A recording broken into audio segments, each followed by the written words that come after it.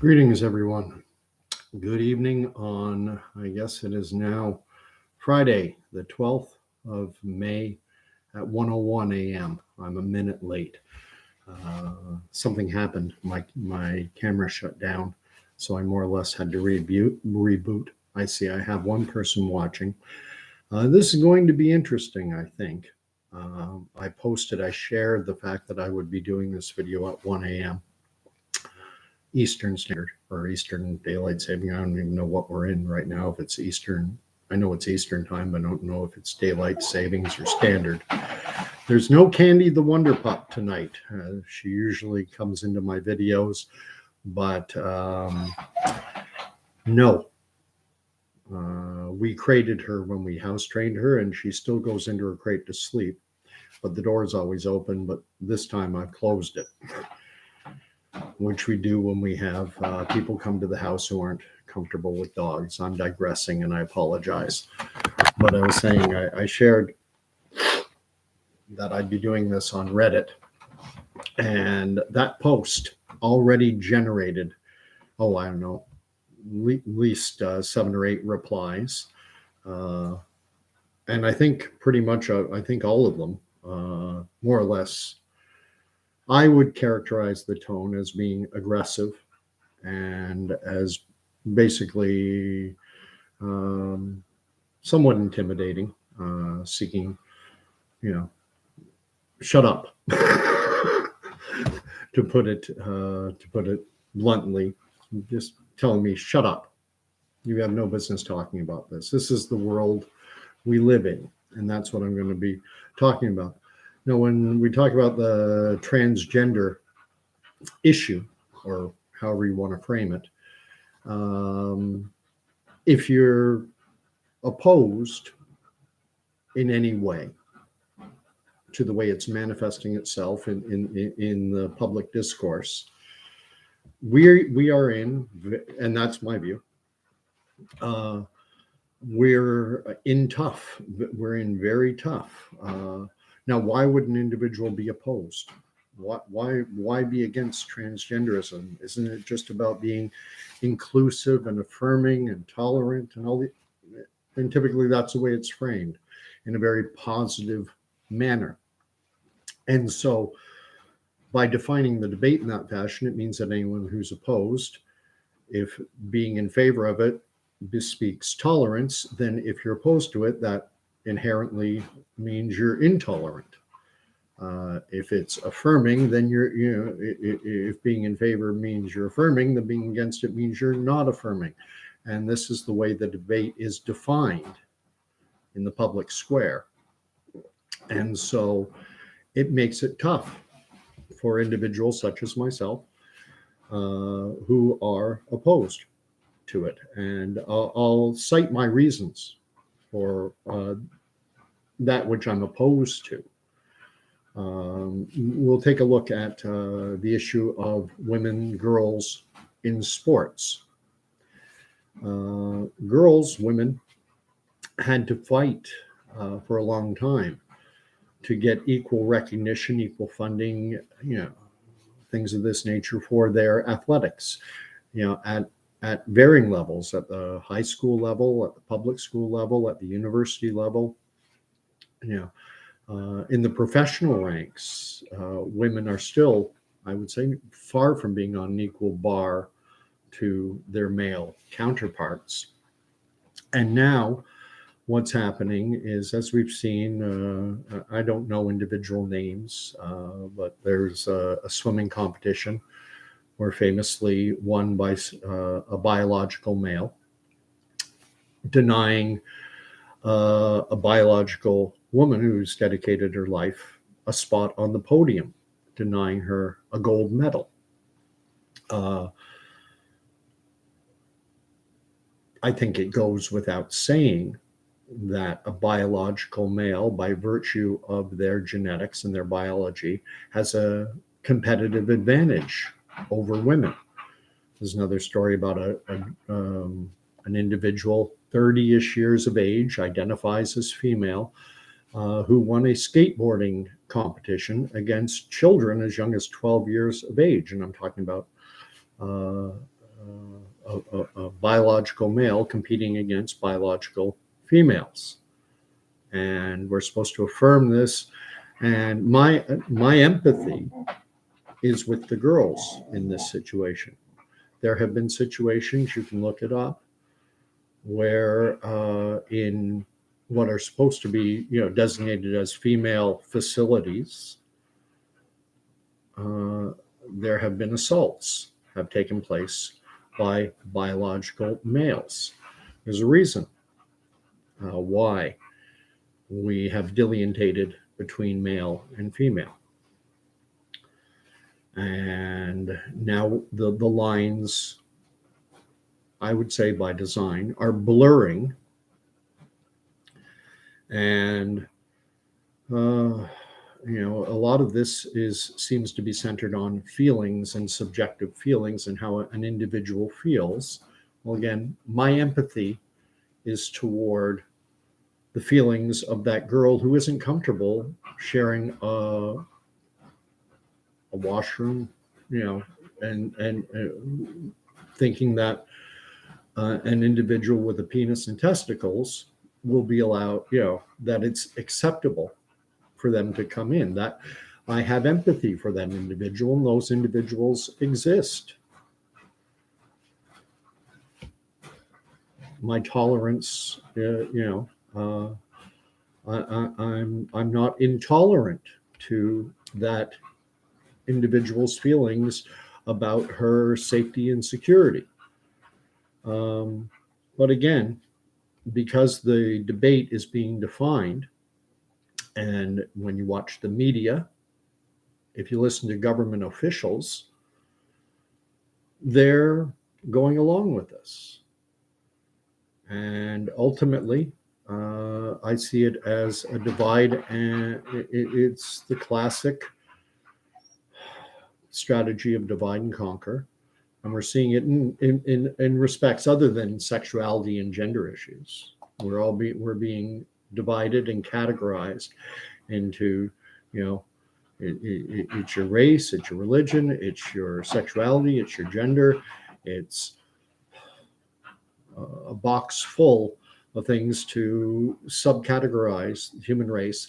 And then from on high, through government spokespeople, through the media, we are told what is the good group and what is the bad group.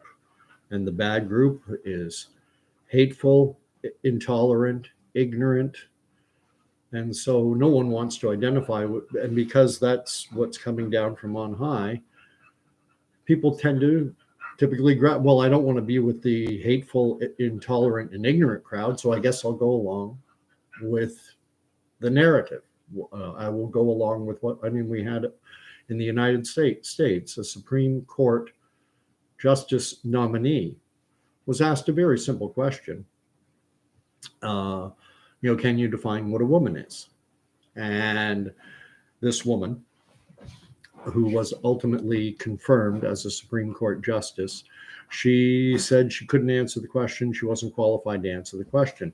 Now, do I think she knows what a woman is? Yes, I do think she knows what a woman is, but she was engaged in a political process.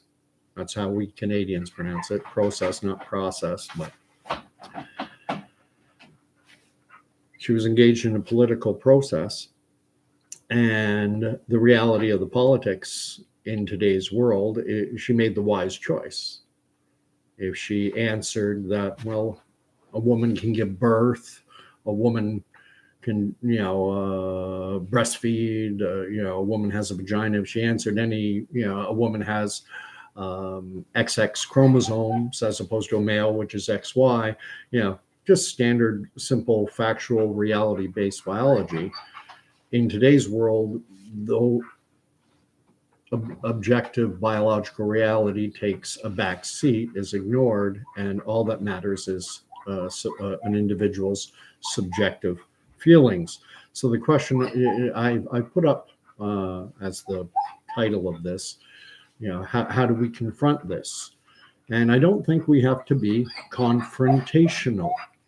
I don't think I'm taking on a confrontational tone. I don't, and I think that's the key. This is my opinion. I think the key is to number one, talk about it. Talk about it. Talk about it at work. Talk about it with your friends. Talk about it with your family. I realize I had a conversation. I have these conversations. I had a conversation with a young lad who I work with. Lay down. I had a conversation on I had a conversation with a young lad that I work with. He's 25. I'm 56. So his perspective on things is far different from myself. And so we talked a bit about it. And typically my springboard into these type of conversations is to talk about how crazy the world is becoming. And, you know, the changes I've seen, you know, especially in the last 7-8 years. And it's accelerating so fast that, you know, forget the past 7-8 years, just the past couple years have been nuts, the past 2-3. And you know, I brought up the issue, you know, now I don't even know what a guy or a girl is anymore. And I asked this young guy, I said, well, what do you but I'm old, you know, what do you think about it? And he pushed me for more on my thoughts. And I said, well, I have an issue with, you know,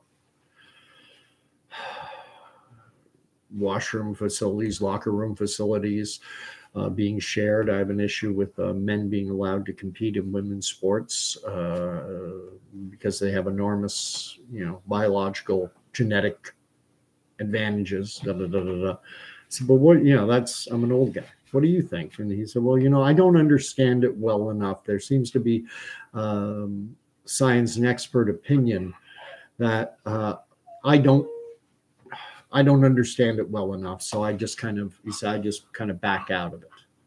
And I think that's the problem. I think there's this outsourcing of our democratic right to free speech. And we more or less defer now to authorities on things that we don't even understand. And for what it's worth, even though they don't get a lot of play in the media or from our government agencies, there are individuals highly accredited who oppose this.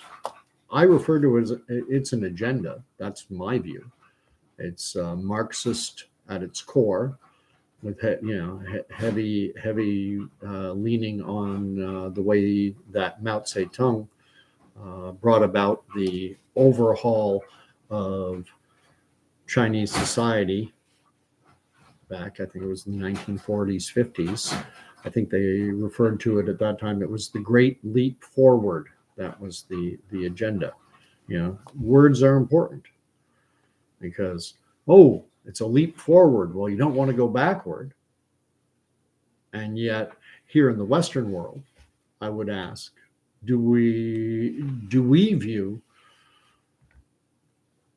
our society versus, because the same agenda, the same divide everyone into categories and then deem certain categories good and certain categories bad.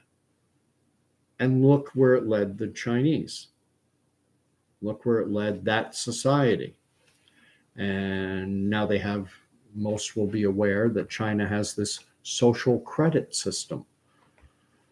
And I don't want to go off on that because that's a whole other can of worms. And most watching my video will probably be aware of it. But basically, the social credit system rewards your behavior. If the state likes your behavior, you get points. And if the state does not like your behavior or even perhaps your speech, you lose points. And the number of points you have, your social credit score, determines the degree of your ability to participate in society. Is this the type of world we want to go into? I have Rosa has come on. Thank you for chiming in. Rosa says, trans rights. Rights seem like a good thing. Like, who's anti-rights? Am I against rights? Well, there are some who say that rights, extending human rights is not, they will say, is not a zero-sum game.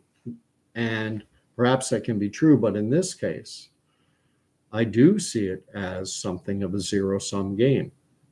If there is a girl who doesn't want to be, who has trained her entire life, in swimming, a girl or a woman who's trained her entire life in swimming and has always competed against biological women who haven't been through puberty, who don't have an XY chromosome, who just have XX, and has competed her entire life. And if she wants the right to continue competing strictly with members of her own biological sex, you extending the right to a biological male who identifies as a woman to compete against her takes rights away from her and gives rights to that other individual. So when you say trans rights, I would ask simply, if you don't mind typing it, extrapolating on that. What are trans rights? The biggest thing I see happening now is intimidation. Those advocating this agenda are seeking to shout down anyone who won't go along. Famously, it happened in my own home province of Ontario. Many will have seen the video of, I believe what was happening was there was a public location where a drag queen story time hour was going on. Now, leaving aside whether you think that's good or bad, some might say, hey, if you don't like it, don't go. If you like it, go. Fine. But we live in a liberal democratic society that promotes free speech. And I'm talking liberal in the classic sense of the word liberal, where we used to hold up what Voltaire once said, which is, I may not agree with that which you have to say, but I will defend to your death the right to say it. That's a classic liberal democracy.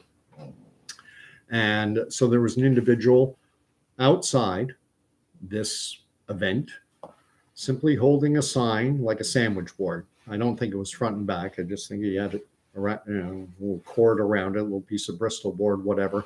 Didn't even see what it said. And there was a reporter who was trying to engage with him, this protester. And there was another individual who I will assume is a trans supporting individual who identifies as a woman and was screaming. And pardon me, I don't like to engage in profanity typically, but I'm not. I'm somewhat accustomed to it. I'm ex-military. F-bombs and everything else are de rigueur.